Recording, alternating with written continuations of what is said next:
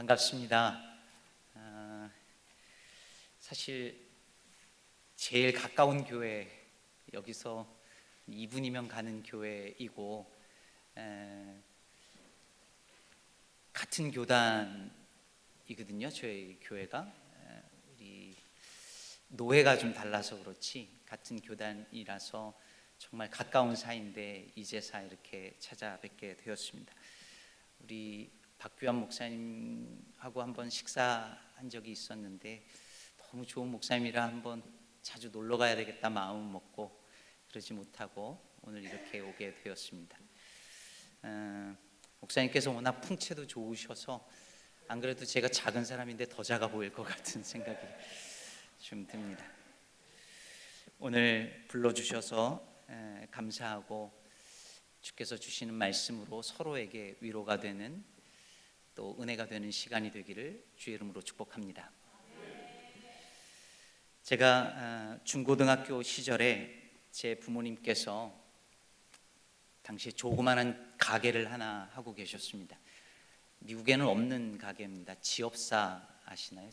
지업사, 지물포, 장판하고 벽지하는 그런 일을 하셨는데 주일날 예배를 마치고 나서 장사를 하러 다시 가게로 향하시는 그 모습이 고등학교 시절에 제가 신앙이 되게 뜨거웠는데 그게 그냥 그렇게 못마땅한 거예요. 주일 성수를 똑바로 하셔야지. 그래서 그것 때문에 아버지랑 많이 논쟁하곤 했습니다. 저는 먹고 사는 문제가 그렇게 만만한 문제가 아니라는 사실을 잘 몰랐던 것 같습니다.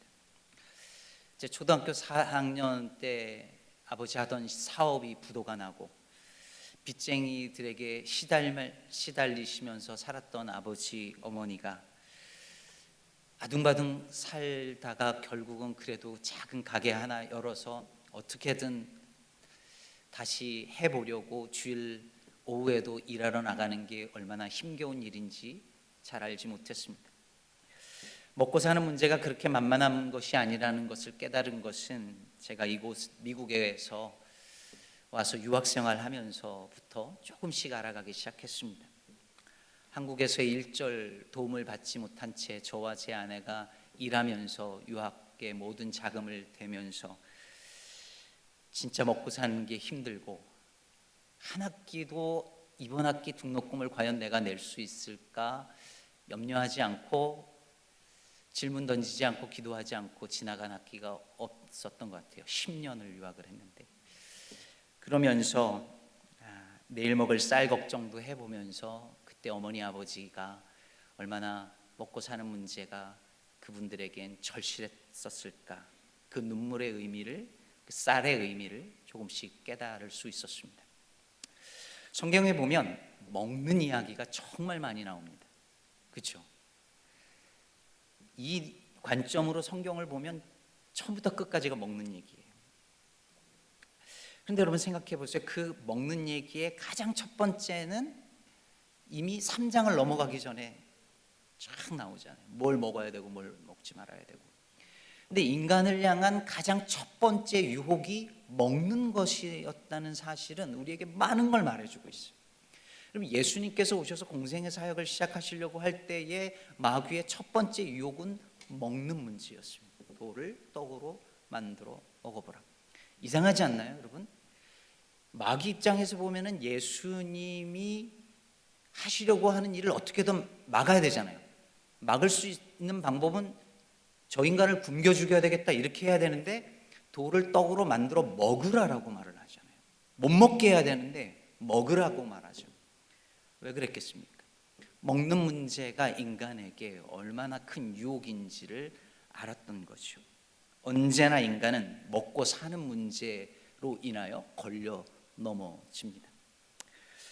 오늘 우리가 읽은 룻기에도 먹는 이야기가 가득합니다. 사사들이 치리하던 시절에 베들레헴에 흉년이 들었죠. 여러분 베들레헴이란 말의 뜻을 아시나요? 빵집이란 뜻입니다. 빵집인 베들레헴에 흉년이 들었단 말은 빵집에 빵이 떨어졌다는 얘기죠. 그래서 어떻게 합니까? 엘리멜렉이 아내 나오미와 두 아들과 함께 이제 모압 땅으로 갑니다. 먹고 살기 힘드니 약속의 땅을 버리고 이방 땅으로 간 거죠. 이해할 만한 일이긴 합니다. 그런데 그 이후에 벌어지는 일은 참으로 가슴 아프게도 엘리멜렉이 죽고 두 아들도 죽습니다. 그리고 얼마 후 나오미가 두 며느리들과 함께 돌아오죠. 왜? 자기 땅에 하나님께서 양식 주셨다는 얘기를, 다시 빵이 돌아왔다는 이야기를 듣게 된 거죠. 그래서 돌아옵니다. 두 며느리가 따라오지만 한 사람 룻만 따라오시오. 그리고 그 두 여인의 귀향길에 관한 기록을 룻기 1장은 이렇게 마무리합니다. 1장 22절을 보면 같이 한번 읽어볼까요? 1장 22절 아직 없나요? 한번 읽어보겠습니다. 1장 22절 시작. 나오미가 모압 지방에서 그의 며느리 모압 룻과 함께 돌아왔는데 그들이 보리 추수 시작할 때에 베들레헴에 이르렀더라. 보리 추수 시작할 때 돌아왔다. 이 말은 먹을 것이 풍성해졌을 때 돌아왔다는 말이죠. 다들 곡식 거두느라고 바쁜 시절입니다. 시즌이 그런 시즌이에요. 양식이 막 넘쳐나는 때입니다. 하지만 나오미와 룻은 아무것도 거둘 수가 없죠. 왜? 그들은 심지 않았으니까. 땅도 없고 씨를 뿌리지도 않았으니 거둘 양식이 없는 거예요. 먹고 살 일이 막막한 거죠. 내일 먹을 양식이 없는 거예요. 그때 룻이 나서서 나오미에게 이렇게 말합니다. 2장 2절을 보면 내가 밭으로 가서 내가 누구에게 은혜를 입으면 그를 따라서 이삭을 줍겠나이다. 여러분, 룻은 지금 은혜가 절실한 상황입니다. 누군가 은혜를 베풀어 주지 않으면 먹을 수가 없어요. 먹고 살 수가 없어요. 그래서 간절합니다. 그래서 은혜를 입으면 이삭을 줍겠다라고 말합니다. 그런데요, 여러분, 은혜를 입을 거면, 기왕 은혜가 절실하면 좀 큰 거를 구하지, 고작 구하는 것이 떨어진 이삭 줍는 거예요. 기껏 은혜를 기다리면서, 은혜 받기를 정말 간절히 원하면서 고작 떨어진 이삭 줍는 것을 기대하다니 너무 소박한 것 아닌가요? 좀 큰 걸 기대했으면 어땠을까요? 적어도 곡식 몇 단은 그냥 얻어갈 수 있게 은혜를 받으면 좋겠다 생각해야 되지 않을까요? 그런데 떨어진 이삭을, 은혜 받으면 떨어진 이삭 줍겠습니다. 그런데 여러분, 바로 이것이 은혜를 구하는 가난한 마음의 사람의 태도입니다. 마음이 가난한 사람은 결코 큰 것과 화려한 것을 구하지 않습니다. 일확천금을 바라면서 은혜를 구한다고 말하지 않습니다. 갑자기 사업이 대박나기를 바라고 한탕하기를 기다리는 마음은 은혜를 구하는 마음이 아닙니다. 귀신 들린 딸을 고치고 싶어 했던 그 스로보니게 여인을 기억하시죠? 자기 딸을 고쳐달라고 예수님께 와서 구할 때 예수님께서 뭐라고 하십니까? 자녀의 떡을 취하여서 개에게 주는 법이 없다. 그때 그 여인이 뭐라고 했었습니까? 개들도 아이들이 먹던 부스러기를 먹나이다. 떡 안 주셔도 좋습니다. 부스러기라도 좋습니다. 여러분, 이 이야기가 뭘 보여주는 거죠?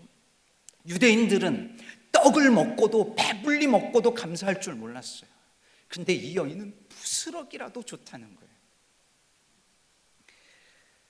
그걸 떡을 다 받아 먹고도 감사할 줄 모르는 그들에게 예수님께서 보여주는 거죠. 부스러기라도 감사할 줄 아는 이 여인의 마음을 보라고. 여러분, 이것이 은혜를 구하는 사람의 진짜 마음인 것입니다. 이삭 줍는 거라도 좋습니다. 상에서 떨어지는 부스러기라도 좋습니다. 은혜에 주옵소서. 오늘 여기서 부스러기라도 줬사오니 하는 마음으로 말씀을 듣는다면 부족한 저를 통해서도 하나님께서 은혜 주시리라 믿습니다. 제가 미국에 처음 온 날 2002년에 왔는데요, 기숙사를 갔는데 기숙사 바닥이 돌바닥이더라고요. 돌이에요. 근데 집 바닥이 왜 돌이지? 근데 등이 없어요. 바깥이 어두워지니까 같이 깜깜해지는 거예요. 돌바닥에 이제 결혼한 지 딱 한 달 된 아내와 함께 돌바닥에 누우려니 너무 갑자기 처량하고, 근데 지금도 이 생각하면 늘 회개하는데요. 대한항공 담요를 대한항공 담요를 그걸 이렇게 가져왔었어요. 두고두고 회개하거든요. 근데 첫날 그 담요를 탁 깔고 이제 누워서, 그래도 그 담요 한 장이 얼마나 감사하든지. 근데 여러분, 저희 집에 지금은 침대가 3개나 있어요. 저 아내 거, 제 아들 거, 제 딸 거. 근데 그거 있다고 감사하는 마음이 그 시절만큼 안 들어요. 제가 박사과정 공부할 때요, 공부하기 전이죠. 박사과정을 지원을 해야 되는데 원서비 100불이 없어요. 원서를 내야 되는데 원서를 내기 위한 100불이 없어요. 그것만 없는 게 아니라 지원을 하려면 등록금을 해결해야 되는데 등록금을 해결을 못해요. 근데 겨울이었는데 12월이었어요. 원서 날은 가까우고 100불은 없고, 근데 마침 또 제 아들 생일인데 집을 나서면서, 하나님, 원서비 100불, 우리 아들 선물 100불, 200불만 있으면 좋겠는데. 그러면서 가서 우편함을 열었는데 캐나다에 사는 어떤 유학생, 제가 아는 형님이 메리 크리스마스 하면서 200불이 카드에 들어있는 거예요. 제가 얼마나 감사했을까요? 근데 여러분, 그때에 제가 느꼈던 그 감사가 한 이만큼이라면, 지금 그 감사함을 이만큼 느끼려면 200불에 공은 하나 더 붙어야지 될 것 같은 거예요. 왜 그럴까요? 이제 부스러기에 감사하는 마음이 줄어든 거예요. 저만 그런가요? 저만 우리 미국 처음 오셨을 때 지난 시절에 부스러기라도 감사했었는데 지금은 떡을 줘도 감사하지 못하는 마음 아닌가 하는 것입니다. 여러분, 부스러기를 무시하면 안 됩니다. 부스러기가 모여 떡이 됩니다. 우리가 무시하는 일상이 모여 인생이 되고 일생이 되는 것입니다. 그러니 부스러기라도 좋습니다, 이삭이라도 좋습니다 하는 마음이, 그 가난한 마음이 있어야 정말 은혜를 구하는 사람이 됩니다. 오늘 이런 빈 마음으로 은혜를 구하는 우리 사랑하는 여러분 되시기를 축복합니다. 나오미가 돌아오자 동네 사람들이 수군거리기 시작했습니다. 저 여자가 나오미 맞아? 어떻게 저렇게 돌아왔지? 수군댑니다. 그때 나오미가 그들을 향해 뭐라고 말하죠? 이제 나를 나오미라 하지 마라, 이렇게 말합니다. 그리고 마라라 부르라고 말하죠. 나오미는 기쁨, 희락 이런 뜻인데, 난 더 이상 내 인생에 기쁨이 없다, 그러니 나를 마라, 즉 쓰다, 괴롭다 이런 뜻이죠. 마라라 부르라고 합니다. 자기에게는 이제 괴로움밖에 남지 않았다는 거예요. 그러면서 1장 21절에 이렇게 덧붙여 말합니다. 내가 풍족하게 나갔더니 여호와께서 내게 비어 돌아오게 하셨느니라. 여러분, 난 아무것도 없어, 비었어, 이런 말이잖아요. 하나도 없이 돌아오게 하셨다, 하나님이. 그런데 여러분, 텅 비어 돌아왔다라고 말하는 그 나오미 옆에 누가 있어요? 룻이 있는데 난 아무것도 없어 라고 말하는 거잖아요. 풍족하게 나갔다가 비어 돌아온 게 아니라 룻도 왔잖아요. 그럼 룻은 뭐예요? 고향을 버리고 자기의 모든 걸 버리고 어머니 따라온 룻은 안중에도 없이 난 아무것도 없어, 텅 비어 왔어 라고 말하고 있는 거죠. 근데 그건 나오미 생각이었고 하나님 생각은 그렇지 않았습니다. 1장 22절에 보면 나오미가 모압 지방에서 그의 며느리 모압 여인 룻과 함께 돌아왔는데 라고 말하죠. 나오미는 나는 텅 빈 상태로 돌아왔어 라고 말하는데, 성경의 저자는 나오미가 룻과 함께 돌아왔다고 말합니다. 이게 무슨 뜻이겠습니까? 너는 풍족하게 났다가 텅 빈 상태로 돌아왔다라고 생각하지만 그렇지 않다. 너는 룻과 함께 왔고 그 룻이 너의 인생을 풍요롭게 만들어 줄 것이다 라는 하나님의 약속인 거죠. 실제로 룻기 끝부분에 가면 룻이 낳은 아들을 나오미가 안고 있어요. 텅 비었다고 생각했던 나오미의 품 안에 아들이 있어요.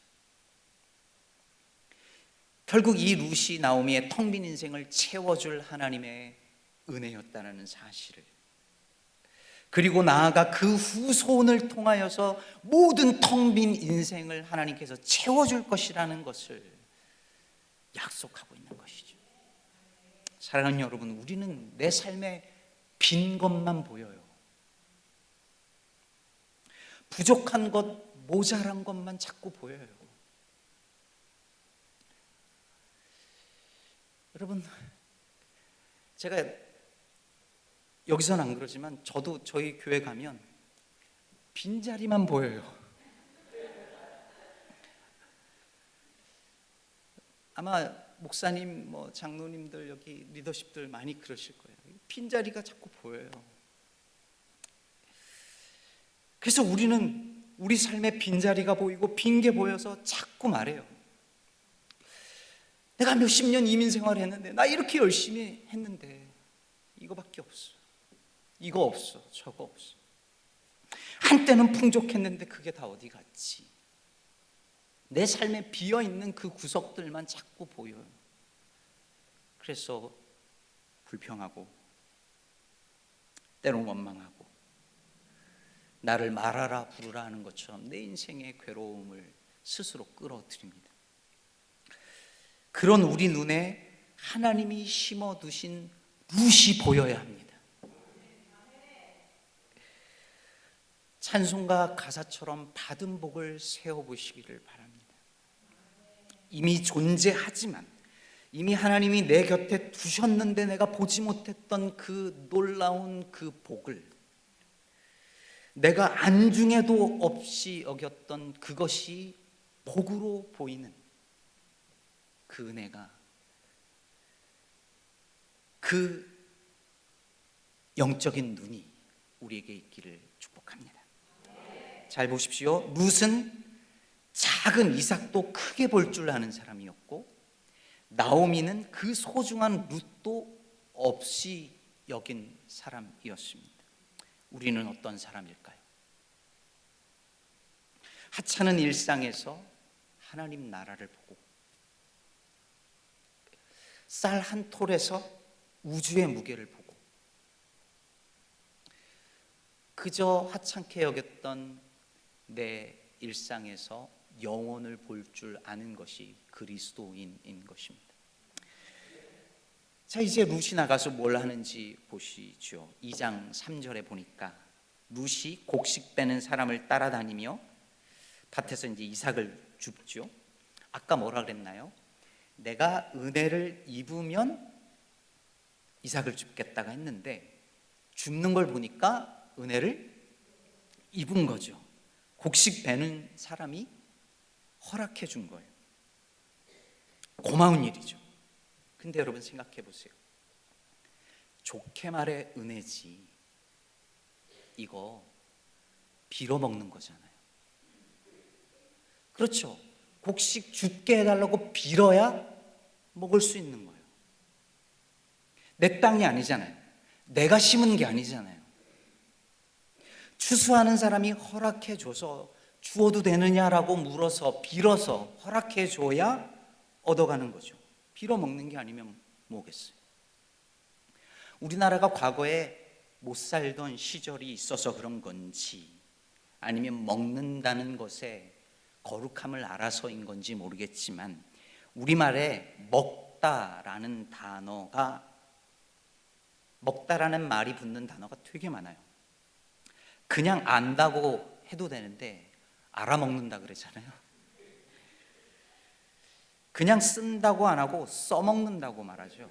예. 그 외에도 많아요.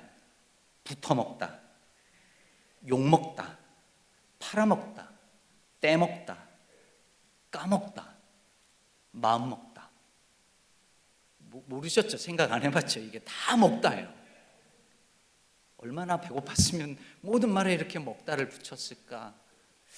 근데 여러분, 그 중에서도 저는 이 말이 그렇게 마음에 와닿는 거예요. 빌어 먹다. 그럼 본래 은혜는 빌어 먹는 거예요.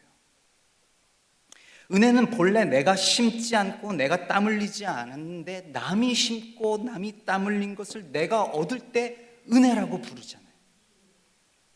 그래서 은혜는 비굴해 보여요. 은혜는 구차해 보여요. 은혜는 자존심 상해요. 그래서 우리는 은혜가 진짜로 다가왔을 때 그걸 거절해요. 그리고 누군가가 진짜 은혜를 받는 걸 보면 그걸 견디지 못해요. 그런데 정말 살고자 하는 사람에게는 은혜는 너무 절실한 거예요. 은혜를 거절하는 이는 아직 살만한 거죠. 죽을 만큼 힘들면, 어디에서도 도움을 구할 곳이 없으면 은혜 외에는 방법이 없는 거예요. 제 아버지가 30대 초반에 사업에 크게 성공을 하셨어요. 나름. 제가 충북 제천 사람인데 제천에서 사장님 소리 듣고 어릴 때 저희 초등학교 1학년 때 2층 양옥집에 정원 있는 집을 짓던 기억이 나고 기사님도 두 분이 계셨어요.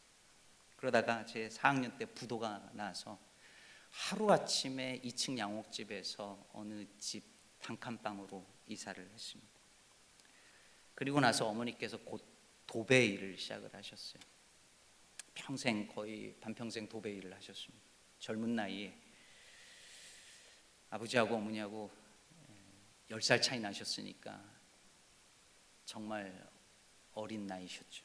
그때부터 생전해보지도 않은 도배 일을 하시면서 지금도 어머니는 이제 이 손에 풀독 오르신 그 흔적을 가지고 사십니다. 사장님, 사모님 소리 듣고 사셨는데 갑자기 나가서 중노동, 막노동을 하시려니 창피하기도 했을 것입니다. 그런데 창피할 겨를이 없는 거예요. 두 아들 먹여 살려야 되는데 그럴 겨를이 어디 있어요? 비굴하고 자시고 할 게 뭐 있어요? 일이 있다 그러면 할 줄도 모르는데 할 수 있다고 달려가시는 거예요. 지금도 저희 어머니는 밥을 이만큼씩 드시는 게 그때부터 버릇이 되셔서 먹어야 일한다. 그러면 아직도 내 힘으로 살만하다고 여기는 사람은 은혜가 절실하지 않아요. 정말 내 힘으로 안 된다는 걸 철저하게 깨달은 사람만이 그 은혜를 빌어요. 오늘 이 밭에 두 가지 종류의 사람이 나와요. 하나는 베는 자, 하나는 줍는 자. 베는 자들은 씨를 뿌리고 땀 흘리고 곡식을 베서 그 결과로 내가 일했으니 양식을 벌어 먹어요. 그렇잖아요. 벌어 먹는 거죠, 이건. 그런데 어떤 사람들은 루처럼 양식을 주어서 먹어요. 이건 빌어 먹는 거죠. 이들은 똑같은 양식을 먹어도 반응이 달랐을 것입니다. 벌어먹는 사람들은 내가 땀 흘려 일해 대가로 정당하게 먹는 거죠. 내 권리야. 그러나 빌어먹는 사람들은 은혜를 입었다고 여길 것입니다. 로마서 4장 4절 이하에 보면 바울이 이렇게 말합니다. 일하는 자에게는 그 삭시 은혜로 여겨지지 아니하고 보수로 여겨지거니와 일을 아니할지라도 경건하지 아니한 자를 의롭게 하시는 이를 믿는 자에게는 그의 믿음을 의로 여기시나니. 사랑하는 여러분, 구원은 우리의 선행과 노력으로 받지 못합니다. 은혜로만 받습니다. 내 모든 삶에 있는 그 어떤 것도 은혜 없이 주어진 것은 하나도 없습니다. 은혜를 아는 사람은 누구나 다 이렇게 고백하는 거예요. 100%다 거저받은 것입니다. 여러분이 땀 흘려 이민 생활하면서 다 벌어먹었다고 생각했지만 사실은 그것이 다 하늘의 은총을 빌어 먹고 산 거예요.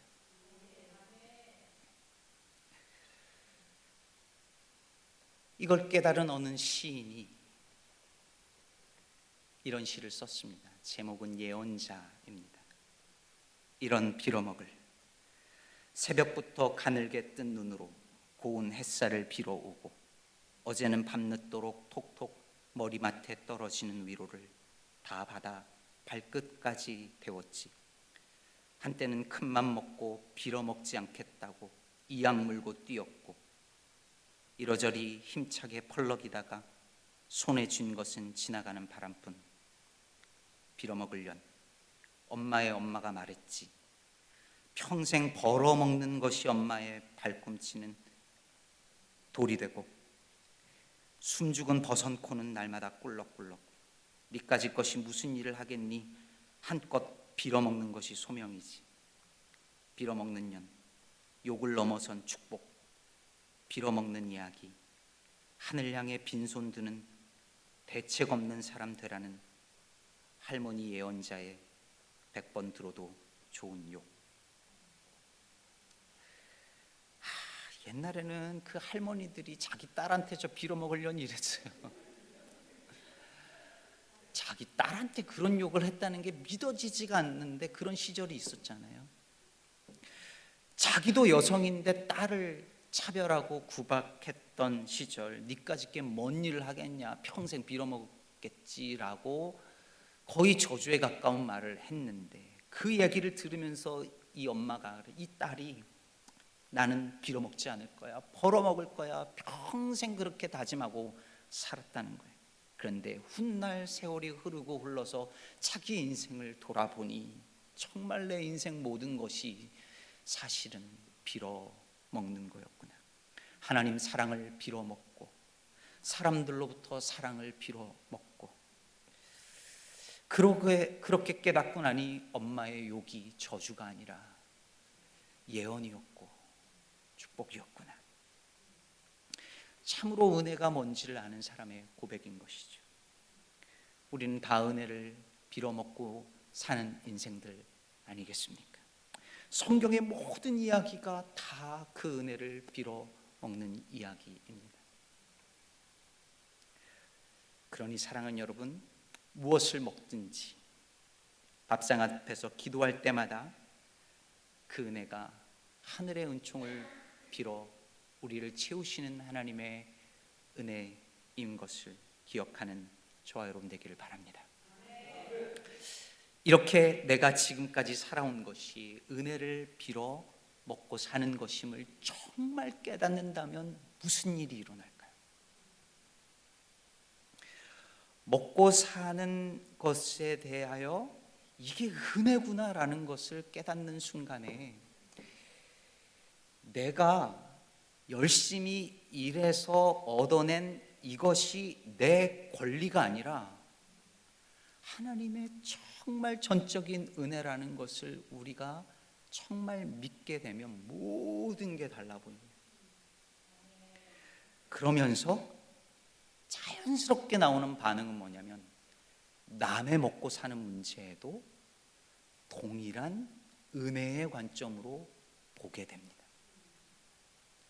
본문에 나타나진 않지만 여러분 생각해 보세요. 룻이 거기서 빌어서 양식을 주우면서 마음이 어땠을까 생각해 보세요. 여러분,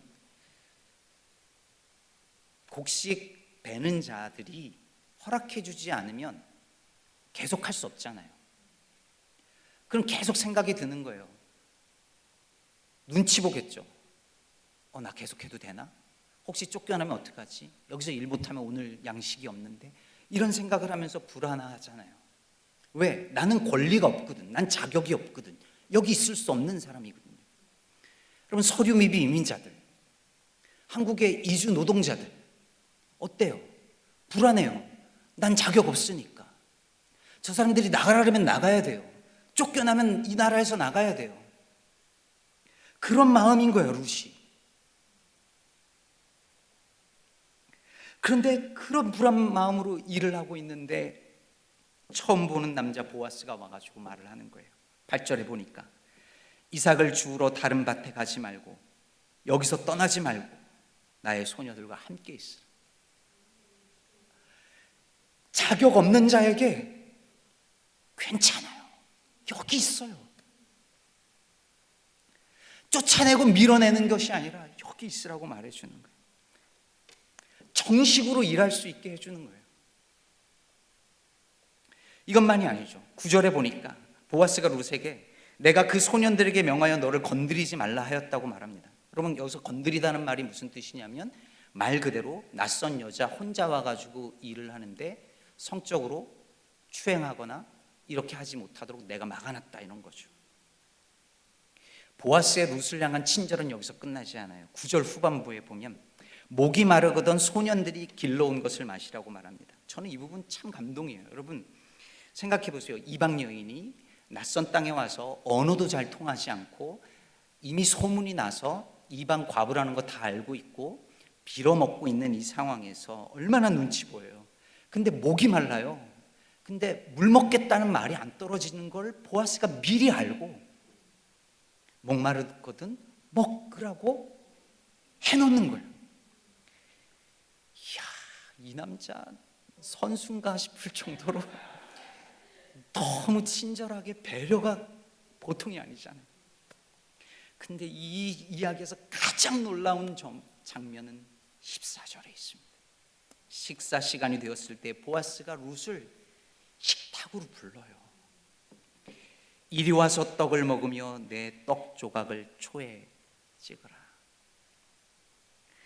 여러분, 다른 번역본에 보면 이리로 오시오, 함께 드십시다, 초청하는 거예요. 여러분, 이건 그냥 친절한 게 아니에요. 마음 착한 남자가 불쌍한 여자를 동정하는 게 아닙니다.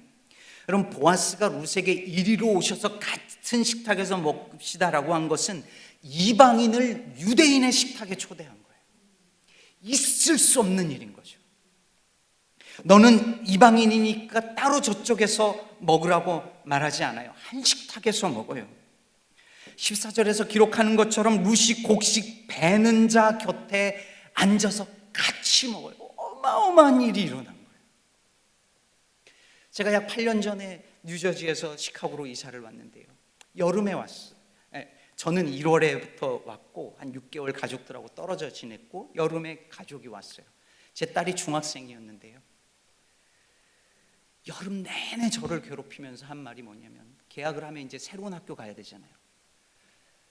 온통 머릿속에 아빠, 나 학교 가면 누구랑 밥 먹어? 누구랑 밥 먹어? 이걸 계속 물어보는 거예요. 왜냐면 여러분, 시카고는 참 좋은 동네예요. 뉴욕, 뉴저지에는요, 새로운 아이가 학교에 오잖아요. 진짜 아무도 인사를 안 해요.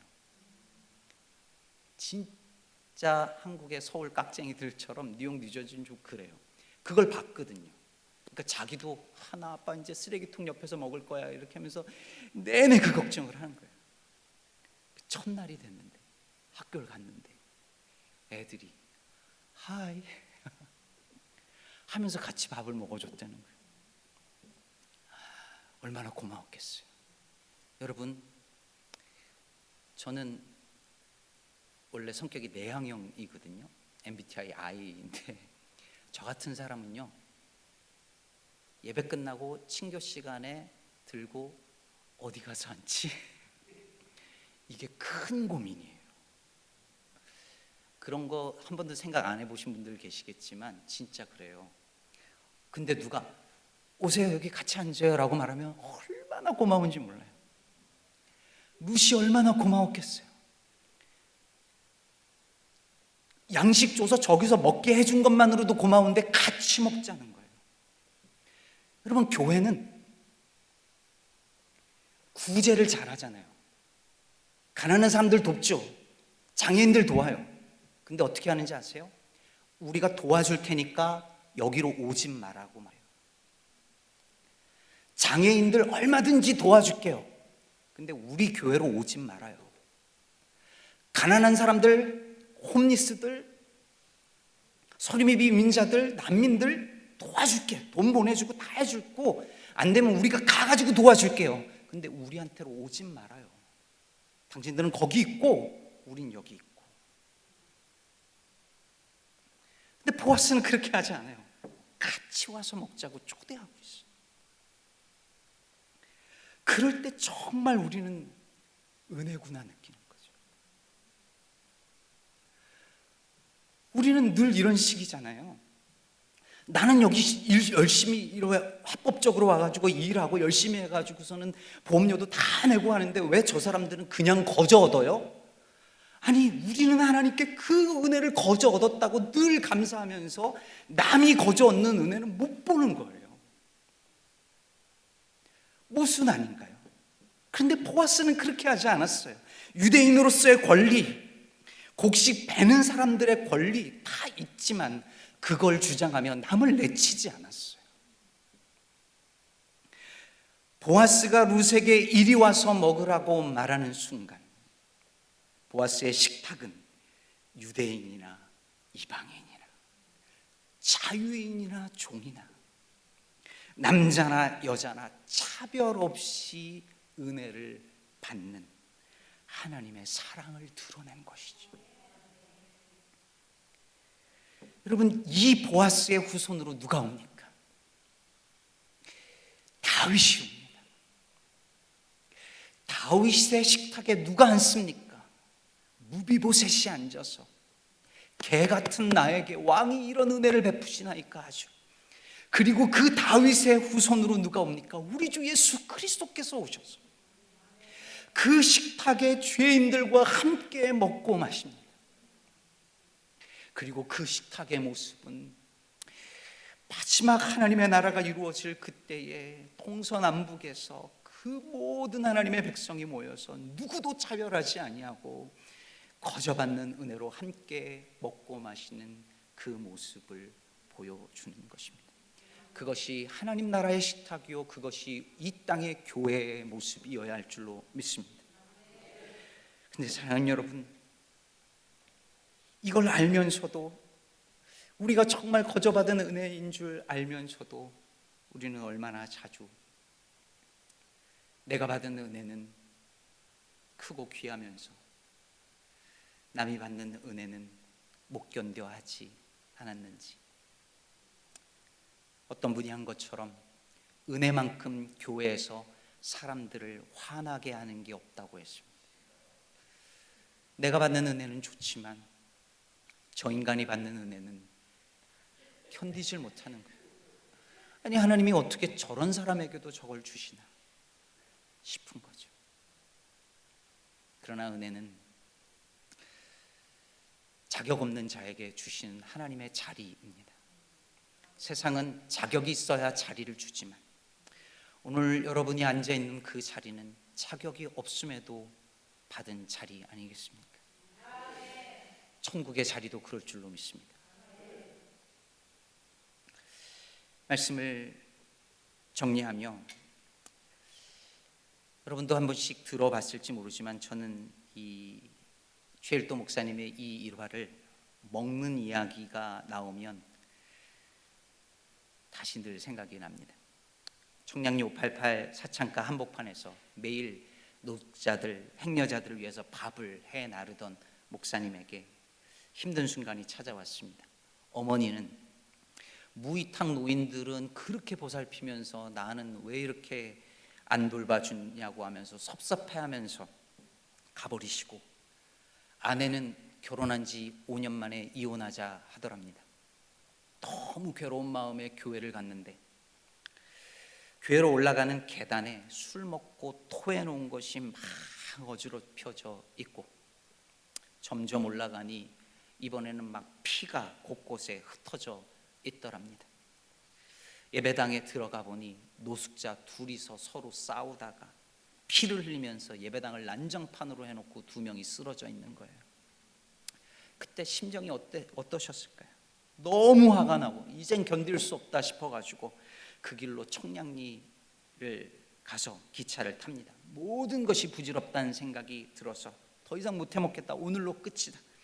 그만두자 생각하고 기차를 타고 아무 데나 가고 아무 곳에서 내렸는데 거기가 용문산이었답니다. 용문산에 올라가서 울려고 가신 거죠. 그래서 3일 동안 아무것도 먹지 않고 그냥 울고 또 울고 목 놓아 울었답니다. 근데 재밌는 일이 일어났다잖아요. 용문산 계곡 저편에서 구수한 밥 냄새가 나더래요.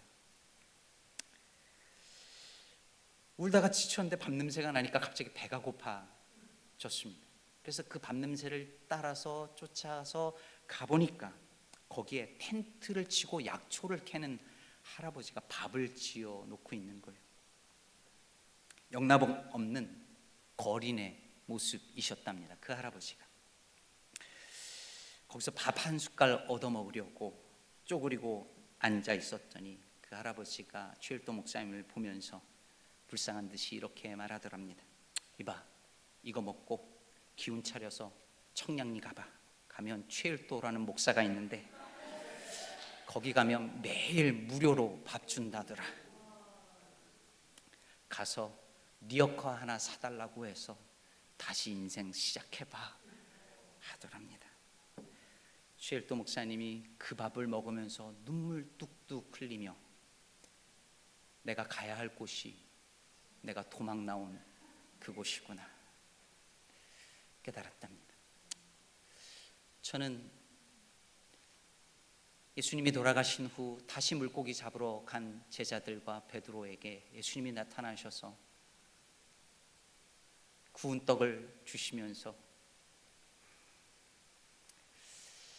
와서 아침 먹으라 하실 때의 제자들의 마음이 그러지 않았을까 싶습니다. 이 민생활하면서 힘들게 살아오신 여러분, 또 살고 있는 여러분, 우리 주님께서 따뜻한 은총의 밥을 차려 놓으시고 여러분을 부르십니다. 자격 없는데, 아무 자격 없는데 내가 벌어서 먹는 그 밥이 아니라 그저 빌어, 은총을 빌어 하나님께서 주시는 그 밥을, 그 식탁을 만들어 놓고 우리를 부르사 위로하시고 힘내라고, 애썼다고 안아주시고 위로해 주시는 줄로 믿습니다. 그러니 이제 앞으로 살아가는 동안에 벌어먹는 마음이 아니라 은총을 빌어먹는 마음으로 겸손하게 감사하며, 그리고 오늘도 너무 간절한 마음으로 은총을 빌고 있는 이 시대에 수많은 룻들을 위하여 이리로 오셔서 같이 드십시다 하는 마음으로 살아가는 저와 여러분, 그리고 우리 레이뷰 한인 장로교회 모든 성도들 되시기를 주의 이름으로 축복합니다. 우리 함께 같이 기도했으면 좋겠습니다. 이 시간에 우리가 다 같이 기도하실 때에 하나님, 벌어서 내 힘으로 내 노력으로 사는 건 줄 알았는데 이제 돌이켜보니 하나님 사랑을 빌어 먹고 부모님의 사랑을, 교우들의 사랑을, 저 하늘의 빛과 공기를, 그 은혜를 빌어 먹으며 여기까지 살아왔음을 깨닫습니다. 그러니 주님, 남은 인생도 그 은혜만을 의지하여 살게 하시고 누군가 받는 그 은혜를 마음껏 기뻐해 줄 수 있는 넉넉한 마음으로 살아갈 수 있도록 도와주시옵소서. 우리 시간 그 마음으로 은혜가 충만한, 은혜의 간절한 목마른 그런 가난한 마음으로 살 수 있도록 도와달라고 이 시간에 우리 다 같이 합심해서 말씀을 기억하며 기도하시겠습니다. 살아계신 하나님 아버지, 감사합니다. 오늘 하나님께서 우리를 불러주셔서 하나님의 은혜를 부어주시고 하나님의 은혜를 구하게 하시고 하나님의 은혜에 목말라하게 하여 주시고 하나님의 은혜를 빌어 하나님, 우리를 채우시는 하나님의 은혜를 경험하게 하여 주셔서 감사합니다. 내가 내 노력으로, 내 능력으로 하나님 벌어서 여기까지 먹고 살아왔는 줄 알았는데 그것이 아니었습니다. 하늘의 은총이었습니다. 하늘의 은혜였습니다.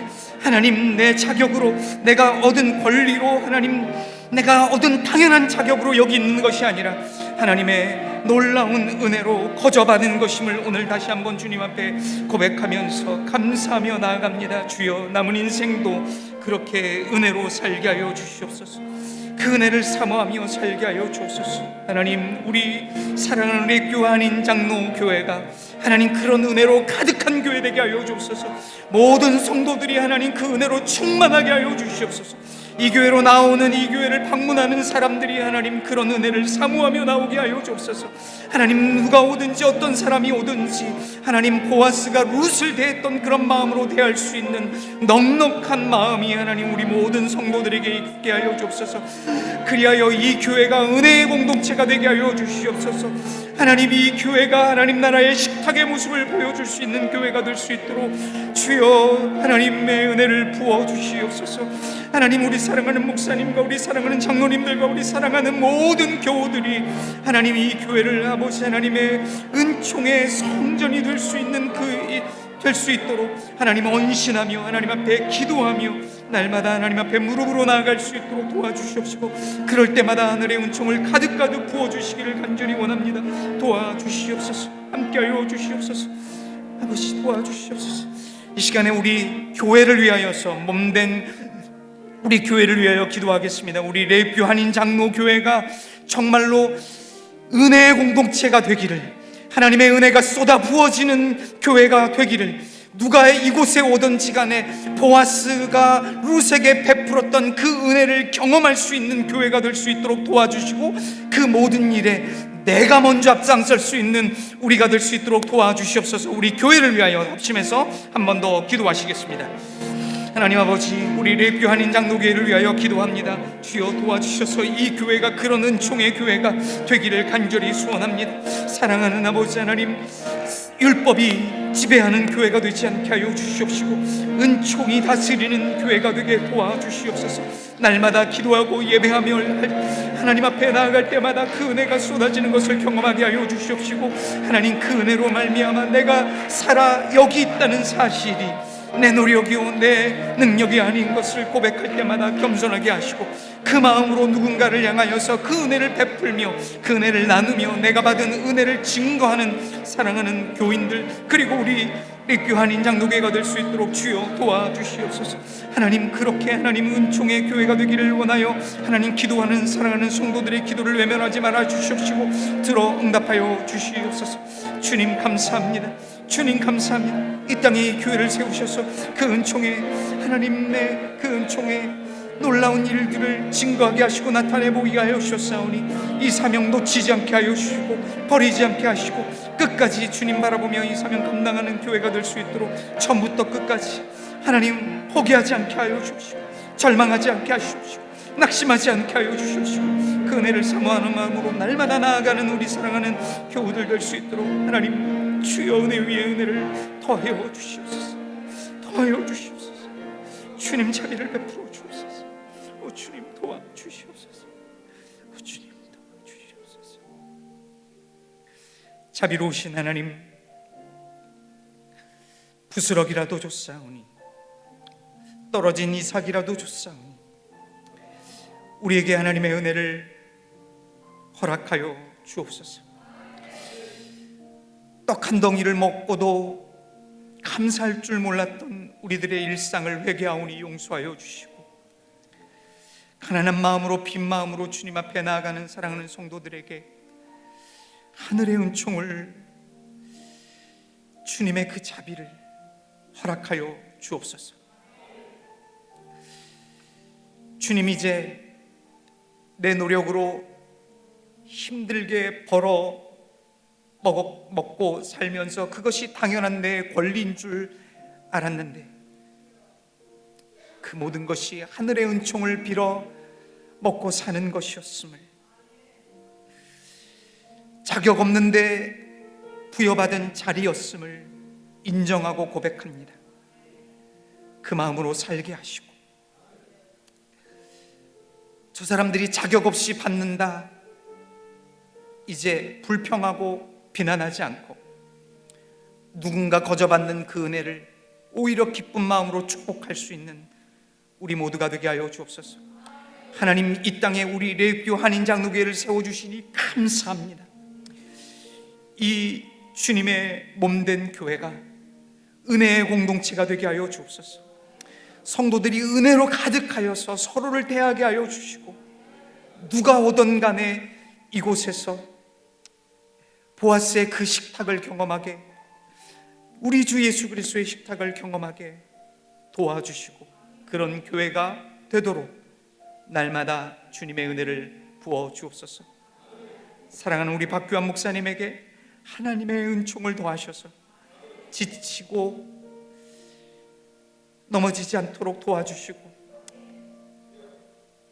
주님께서 주시는 힘으로, 주님이 주시는 은총으로 성도들을 향하여 눈물을 흘려 기도할 때마다 쏟아부어 주시는 하늘의 은혜를 목사님과 우리 모든 성도들이 매일매일 경험할 수 있도록 도와주시옵소서. 오늘 우리의 마음속에 허락하신 주님의 은혜의 부스러기에 감사하며 우리를 구원하신 예수 그리스도의 이름으로 기도하옵나이다.